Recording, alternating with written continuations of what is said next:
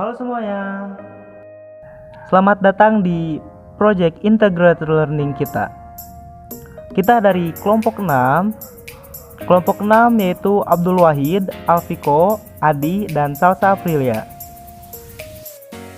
Pada kesempatan kali ini, kita akan menjelaskan dampak globalisasi di Indonesia. Kelompok 6 dibimbing oleh Hilman Rahmat Rizal, SMK Pasundan 3 Kota Cimahi. Dampak globalisasi di Indonesia. Yang pertama, adanya kemajuan transportasi di era globalisasi saat ini. Ada juga kemajuan di telekomunikasi pada era sekarang ini. Karenanya, negara semakin maju dan teknologi pun semakin canggih. Next, adanya pertukaran pelajar antar negara, mulai dari negara Indonesia, Amerika Serikat, Jepang, Kanada, Malaysia, Brazil, Rusia, Italia, dan Belanda. Lalu, sektor pariwisata akan meningkat pesat.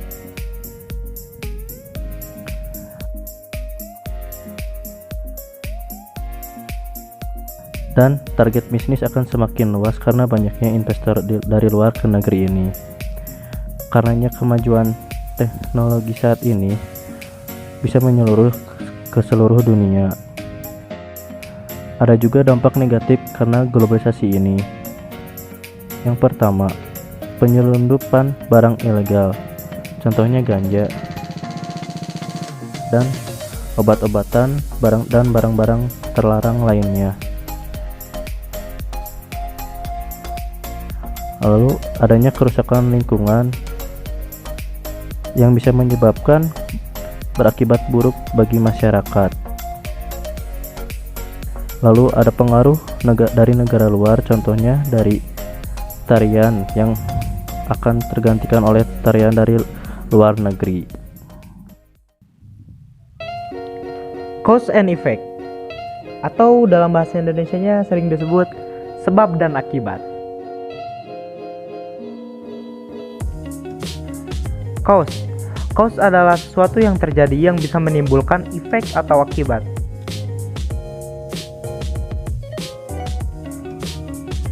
Efek merupakan konsekuensi akibat dari adanya kejadian tersebut.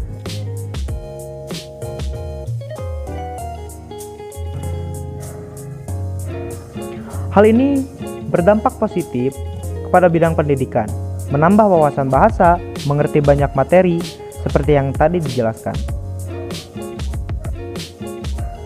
Dan berdampak juga pada bidang sosial, seperti saling menyapa satu sama lain dalam bahasa Inggris.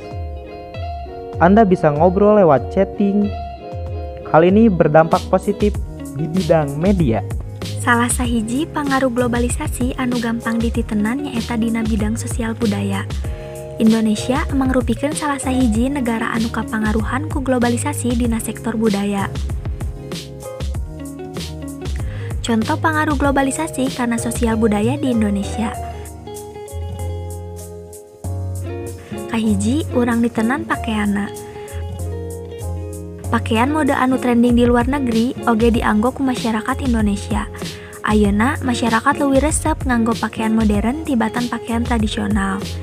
Anu kadua nyaeta musik. Ayeuna musik ti luar tiasa gempi lebet ke Indonesia. Sakumaha kabuktosan ku jumlah band sareng penyanyi ti luar negeri anu diidolakeun ku masyarakat Indonesia. Salajengna nyaeta tari. Tarian tradisional ayeuna jarang dipikaresep, digentos ku tarian modern ti luar. Teras basa. Urang Indonesia ayeuna langkung bangga ngagunakeun basa Inggris tibatan basa Indonesia sareng daerah. Salajengna nyaeta tuangan. Masyarakat Indonesia ayeuna ngonsumsi junk food langkung sering tibatan tuangan tradisional. Gaya hirup. Gaya hirup masyarakat Indonesia ayeuna condong langkung boros, padahal di nyaman baheula masyarakat Indonesia langkung sederhana. Masyarakat parantos mohokeun budaya sopan santun. Contona urang tiasa ningali tina kabiasaan masyarakat sapertos narkoba, mabok, sareng pesta. Kalakuan negatif ieu ngajantenkeun jalma hilap karena budaya sopan.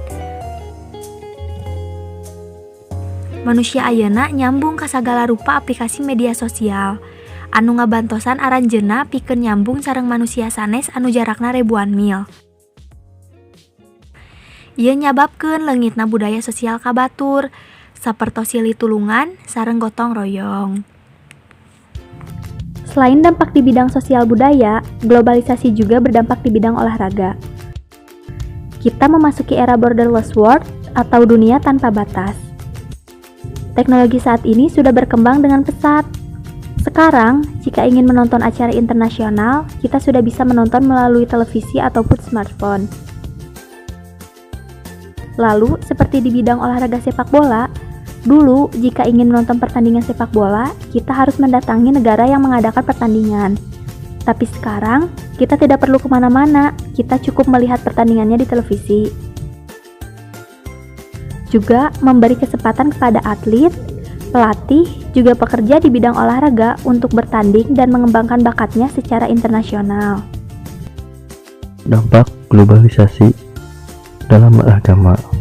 Agama menjadi peran terpenting di dalam era globalisasi ini karena dengan adanya agama dapat mengatur setiap langkah manusia untuk mendapatkan peranan penting di masa yang akan datang. Agama juga seringkali dijadikan alat untuk menggerakkan emosi umat yang mengiring opini masyarakat. Ironisnya, di era globalisasi saat ini, teknologi dan informasi menjadi dampak intoleransi terbesar karena penyebarannya sangat cepat sekali. Sejatinya, setiap agama mengajarkan kebaikan, kerukunan, kedamaian, saling mengasihi, serta saling menghormati antar umat maupun antar warga negara. Pengaruh globalisasi terhadap bisnis retail. Bisnis retail adalah salah satu jenis bisnis yang paling umum. Mekanisme sederhananya, seorang pedagang retail membeli produk dari produsen dan menjualnya langsung kepada konsumen untuk mendapatkan keuntungan. Contoh bisnis retail adalah minimarket dan toko swalayan. Sebagian besar bisnis ini menjual barang-barang keperluan sehari-hari, seperti sandang, pangan, dan papan.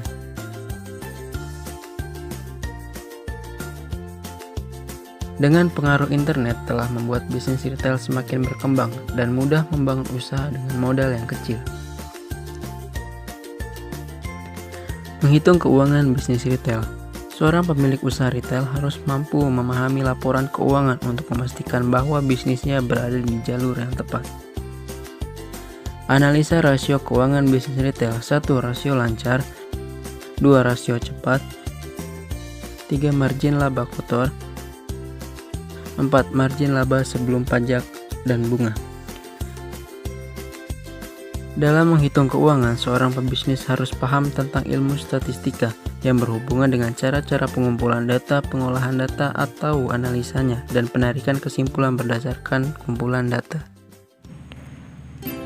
Seperti yang dijelaskan tadi, hal ini tentu saja akan berdampak juga bagi pengusaha.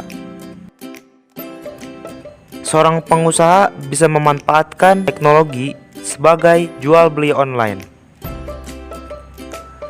Ia juga bisa membangun perusahaannya di luar negara agar infrastrukturnya lebih maju. Dengan hal seperti itu, jelas penghasilan pengusaha akan bertambah dengan pesat.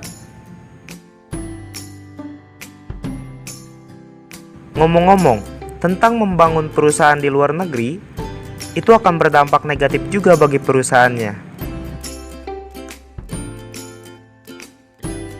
Kira-kira apa ya dampak negatifnya?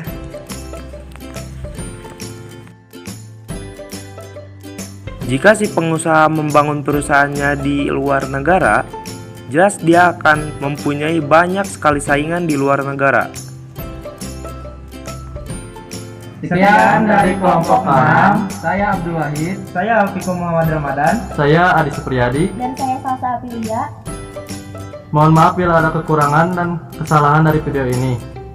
Sekian dari kami. Wassalamualaikum warahmatullahi wabarakatuh.